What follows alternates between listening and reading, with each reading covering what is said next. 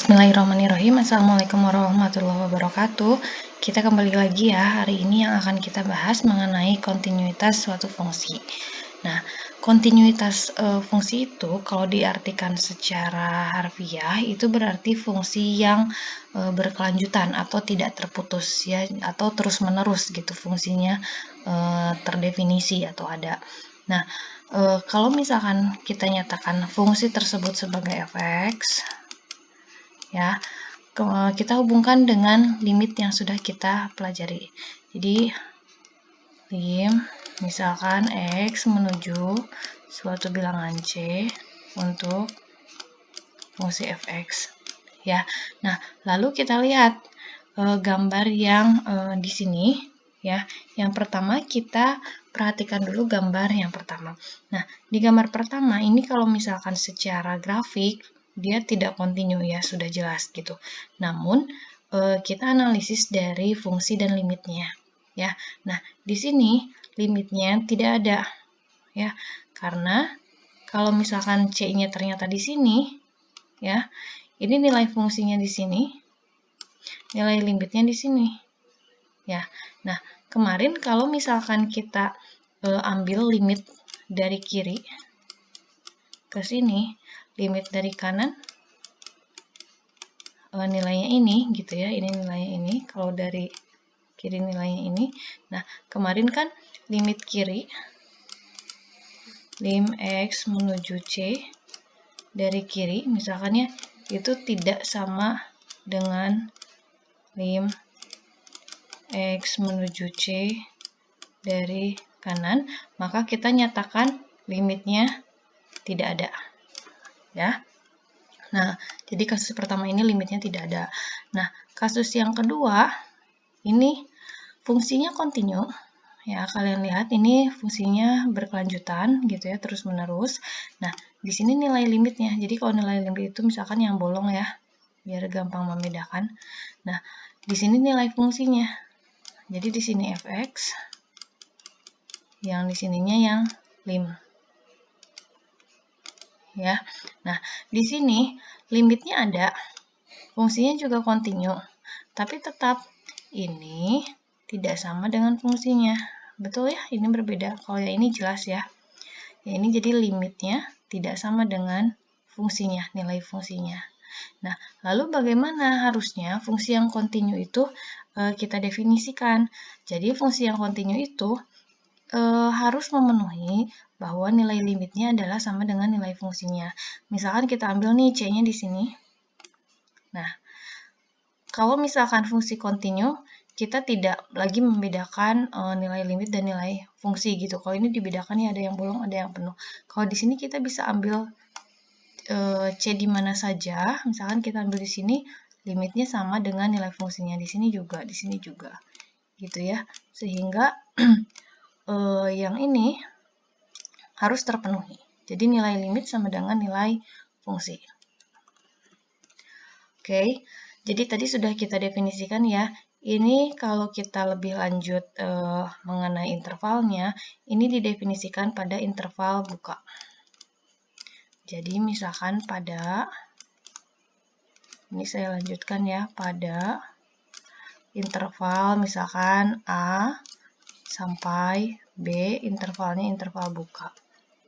Ya, artinya ada 3 syarat yang harus dipenuhi jika limit itu kontinu, ya, atau supaya limit itu kontinu. Yang pertama, limit x menuju c-nya ada. Yang kedua, fungsinya ada. Ya, yang ketiga, limit sama dengan fungsi. Ya.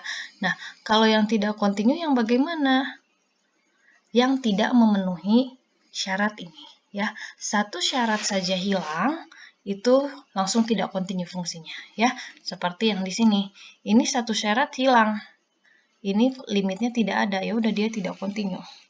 Ya, atau syarat yang lain, misalkan syarat yang ini tidak sama dengan ini, ya udah dia langsung tidak kontinu kita sebutnya. Oke, jadi ketiganya harus dipenuhi. Nah, contohnya ini kita punya fungsinya seperti ini ya. Nah, ini kita tahu bahwa dia nggak boleh menerima nilai 2. Karena kalau 2 jadinya tidak terdefinisi. Ya. Nah, bisa nggak kita buat si fungsi f(x) ini jadi kontinu? Jawabannya bisa. Ya, tapi yang nilai di 2-nya itu harus kita tentukan. Ya. Nah, di sini solusinya yang pertama, karena ini kebetulan bisa kita faktorkan, maka pembilangnya kita faktorkan dulu, baru kita limitkan. Ya, limitkan di 2. Ini sama dengan 4. Nah, kemudian kalau misalkan, ini kan limitnya ya.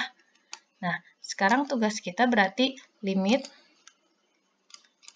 x menuju 2 dari fx. Tadi syarat yang pertama ya. Ada, oke. Kemudian, nah sekarang kita harus cari ini fx-nya ya, supaya memenuhi kontinu. Nah, fx-nya kita definisikan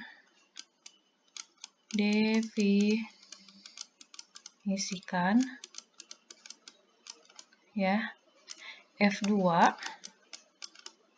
sama dengan 4. Nah, tapi konsekuensinya kita harus buat fungsi yang lain. Nah, ini kita sebut sebagai fungsi piecewise atau fungsi cabang ya. Piecewise ya, fungsi cabang. Nah, jadi piecewise itu yang pertama ambil fungsi yang aslinya kan kayak gini. Ya, dia tidak boleh sama dengan 2. Nah, lalu kita definisikan nilainya untuk x sama dengan 2 adalah 4. Ya, jadi ada, kalian kalau sering lihat ini fungsi yang bercabang itu disebutnya fungsi piecewise. Ya, oke, sekarang berarti udah ada. Nah, sekarang sama nggak lim ini dengan yang ini? Jawabannya sama ya. Jadi lim x menuju 2 dari fx sama dengan fc ya, atau ini f2, langsung saja f2 gitu ya, sama ya, karena nilainya 4-nya ini 4, ini juga 4 ya, maka fungsi ini bisa jadi kontinu. Misalkan yang asalnya di sini bolong nih, sekarang jadi penuh ya, jadi kontinu fungsinya. Nah, sekarang kita akan melihat kontinuitas pada beberapa fungsi. Yang pertama, kita punya fungsi polinom atau suku banyak. Nah, kalau polinom atau suku banyak itu tidak ada larangan atau aturan ya yang harus dipatuhi. Kayak tadi kalau rasional itu ada gitu. Nah, jadi kalau polinom, yang pertama, kalau polinom itu kontinu di semua bilangan real. Jadi kalau polinom, dia di x semua bilangan real, kontinu. Ya. Nah, fungsi yang kedua adalah rasional. Kalau rasional, itu hanya kontinu di domainnya. Ya, tapi di semua bilangan real. Jadi, misalkan kita punya A per B, dia kontinu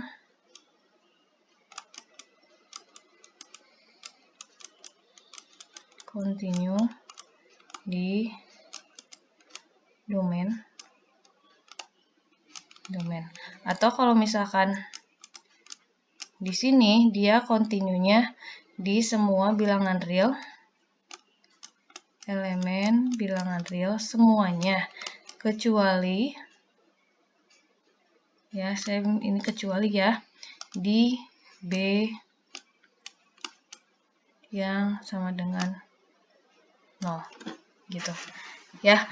Nah, kalau misalkan ini untuk yang ini ya, untuk kasus yang lain nanti mengikuti, pokoknya ini penyebutnya ini tidak boleh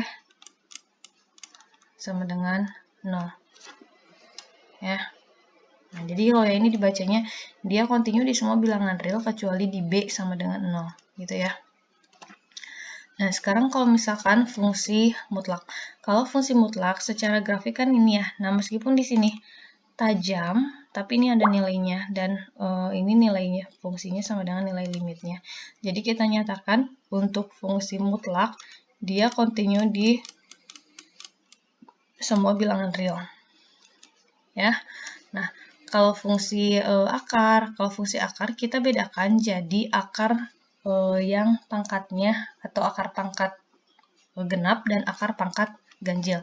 Nah, kalau yang ganjil dulu ya. Jadi akar pangkat itu kan secara umum ini ada n-nya ya sebetulnya.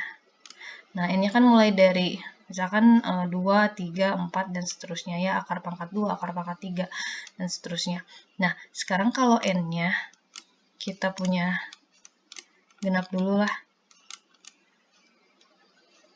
Kalau genap berarti artinya kita nilai berapapun itu jadinya positif. Berarti dia hanya continue di C elemen bilangan real positif. Ya, kayak gini. Oke, jadi ini grafik untuk yang positif ya. Nah, ini untuk yang positif. Nah, sebetulnya tadi gitu ya. X sama dengan, nah, sekarang kalau misalkan n-nya ganjil,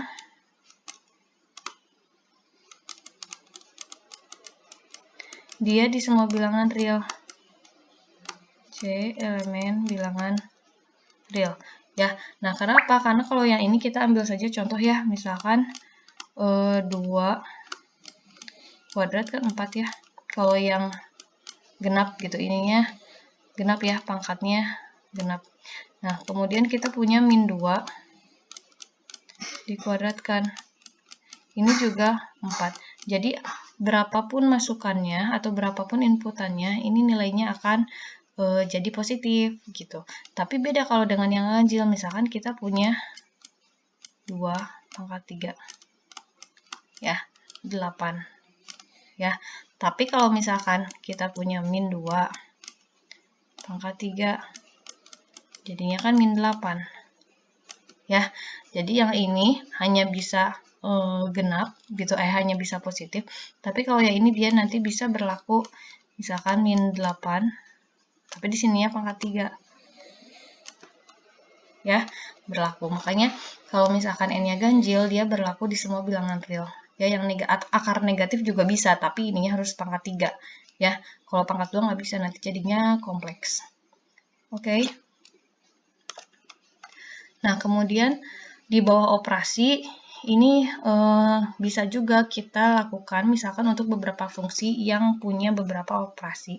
Ya, nah dia continue di mana-mana kecuali yang tadi kalau pembagian dia penyebutnya nggak boleh 0, kalau akar berarti akar yang n-nya genap dia cuman bisa yang positif gitu ya.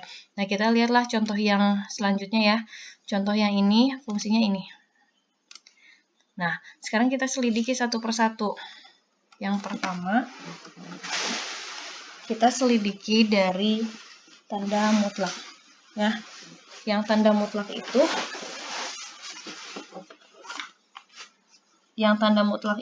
dia kontinunya di mana-mana. Ya, oke. Jadi ini saya langsung kasih tanda dia C-nya di mana-mana. Yang ini juga polinom ya, pangkat 2. Dia juga di mana-mana, elemen bilangan real. Nah, kalau yang ini dia hanya real positif, yang ini semua bilangan real. Gitu ya. Nah, artinya agar semua terdefinisi, kita harus mengambil bahwa dia kontinunya hanya di bilangan positif aja. Ya, jadi kalian cukup menganalisisnya seperti itu gitu. Jadi nggak usah harus dihitung misalkan x-nya kita masukin, enggak. Ya, kita mengidentifikasi saja fungsinya. Ya, nah karena kalau misalkan di semua bilangan real ini nanti nggak akan bisa gitu. Jadi kita menentukan continue yang mengakomodir semua bilangan atau semua operasi gitu ya. Nah, kalau trigonometry function atau fungsi trigonometri, ini yang sin dan cosinus gitu ya, dia di semua bilangan real ya. Karena kalian tahu kan ya, fungsi sin mulainya dari 0, dia bentuknya nanti gelombang gitu ya. dia kalau misalkan fungsi cos mulainya dari 1, misalkannya yang dari sini gitu. Nah, dia juga continue di mana-mana ya, gitu. Jadi continue di semua bilangan real kecuali tan, cot, sek, kosekan itu continue-nya hanya di beberapa bilangan real. Kenapa? Karena yang tan ini udah mulainya pembagian, kotangan juga sekan dan kosekan juga udah pembagian. Jadi yang penyebutnya tetap harus tidak boleh sama dengan 0 ya.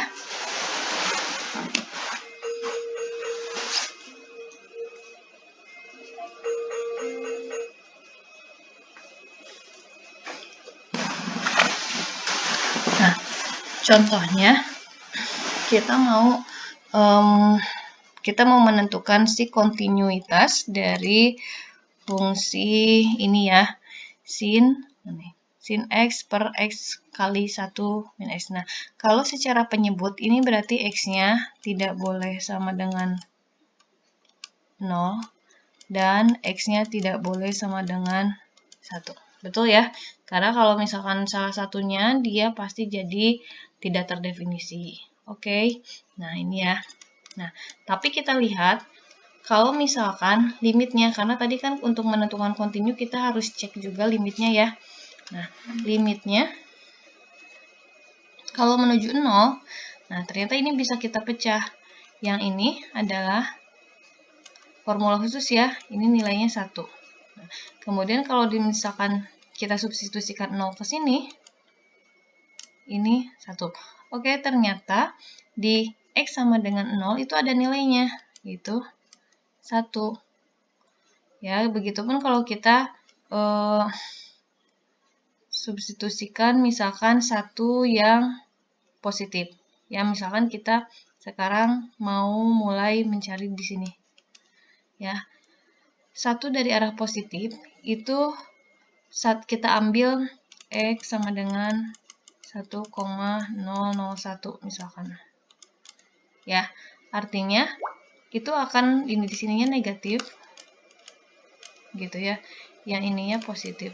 Berarti ini min tak hingga. Ya, tapi kalau misalkan x-nya ambil dari kiri, misalkan x 0,99, ini ya positif, ini positif juga, ya, berarti menuju tak hingga. Nah, di satu ini kita nggak bisa gitu, mau bagaimanapun, ini akan tetap kurvanya udah jelas terlihat ya, saling menjauh, yang satu ke atas, yang satu ke bawah. Nah, ini nggak bisa kita jadikan dia continue gitu. Kalau yang tadi bisa kita nyatakan sebagai continue di sini, nilainya 1. Oke, nah maka artinya untuk fungsi ini dia cukup menentukan bahwa dia continue di mana-mana kecuali ya, kecuali di x sama dengan 1. Jadi dia continue di semua bilangan real kecuali di x sama dengan 1.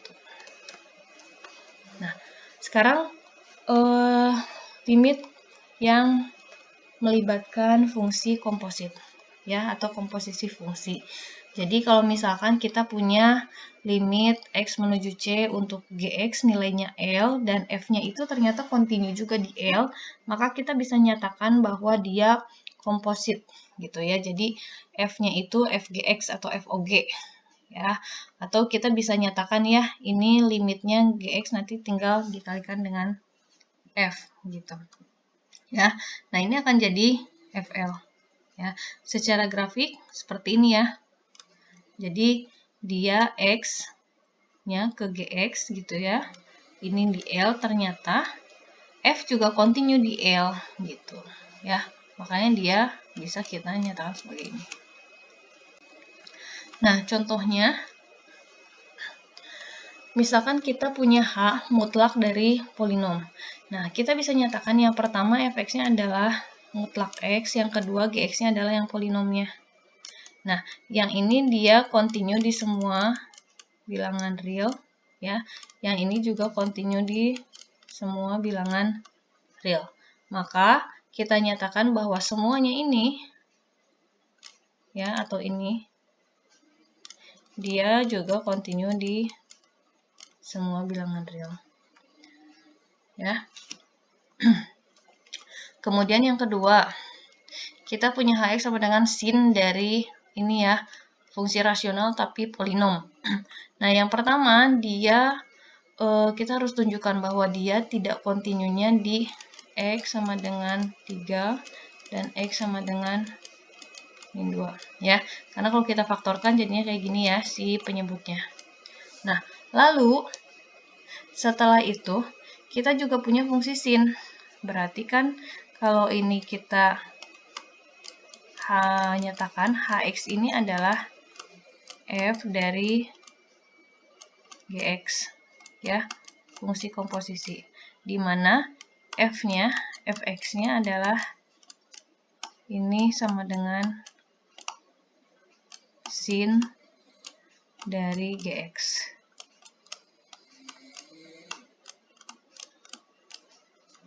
Gitu ya. Maaf, ini Hx ya. Ini sin, ini fungsi sin X. Hx, ini sin G. Gitu. Nah, artinya karena tadi sin itu, sin X misalkan, sin X itu adalah kontinu di semua bilangan real, tapi yang Gx-nya dia hanya kontinunya di semua bilangan real kecuali di sini. Maka satu fungsi Hx itu mengikuti. Jadi biar mengakomodir sin dan Gx, maka dia juga hanya kontinu di semua bilangan real kecuali 3 dan min 2. Nah, sekarang kita masuk ke kontinuitas pada interval. Ya, jadi kontinuitas pada interval itu kita perkenalkan dulu istilah kontinu kanan. Nah, kalau kontinu kanan ini kita definisikan sebagai ini. Ya, lim X menuju A positif gitu ya, A dari kanan untuk Fx sama dengan Fa. Dan kontinu kiri di B gitu ya adalah lim X menuju B dari kiri untuk Fx sama dengan Fb.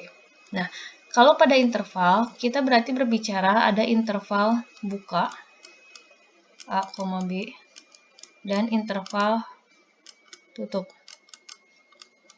Nah, sudah tahu ya bedanya interval buka dan tutup. Nah, kalau misalkan interval buka, ya, dia kontinu di semua C.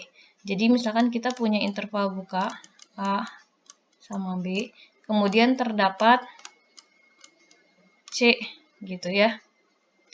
Nah, jadi di A sama B itu terdapat C, ya C-nya berarti ada di A dan B. Nah, C ini A bisa di mana saja kan kontinunya. Ini bisa ada di sini, misalkan C1, bisa juga di sini C2, C3, dan seterusnya. Asal ada di antara A dan B. Ya, maka di situ kita nyatakan kontinu pada interval buka. Buka ya. Nah, kalau misalkan pada interval tutup, berarti kita punyanya C itu adanya di interval tutup A, B. Nah, karena interval tutup ini dia sebetulnya interval buka ditambah dengan titik-titik ujungnya kan, gitu, batas-batasnya. Berarti dia juga harus kontinu.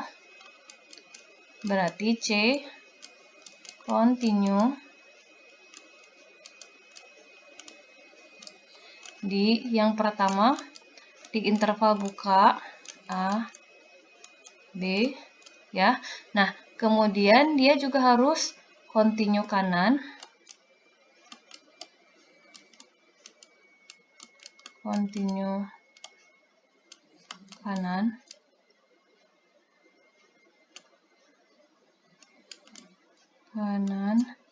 di A, dan kontinu kiri di B. Kontinu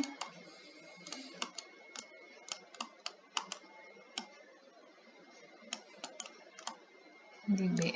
Ya. Nah, kalau misalkan tidak kebayang kontinu kiri, kontinu kanan itu apa sih? Nah, kita buat, saya di sini aja ya. Ini interval tutup dari A sampai B. Ya. Lalu kan di sini berarti ada interval, ada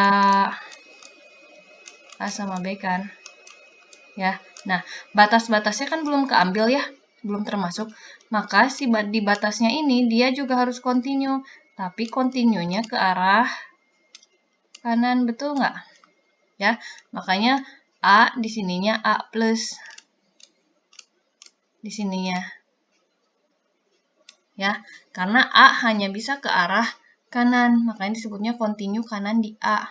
Ya, kenapa nggak ke kiri ya? Kan intervalnya cuma dari A sampai B gitu. Ya, sebelum A kan kita nggak definisikan, nggak berbicara ke situ. Nah, sedangkan di B, batas di B, ya. Nah, ini dia hanya bisa ke kiri kan, gitu. Makanya di sini dilambangkan kontinu kiri di B. Nah, gitu ya. Jadi sudah lengkap si isinya C-nya, misalkan di sini bisa ya, ini C1, misalkan ini C2 gitu, dan C seterusnya. Kalau ternyata C-nya di A juga bisa gitu ya, tapi tadi kontinu kiri dan kanan ini juga bisa, C-nya ada di sini ya. Beda sama di sini, kalau di sini kan batas-batasnya tidak termasuk ya. Gitu. Jadi C-nya pasti ada di antara A dan B. Kalau di sini bisa saja nanti C-nya ada di pas di batasnya gitu, di A atau di B. Makanya kita harus definisikan interval atau batas-batasnya dengan interval kiri dan kanan.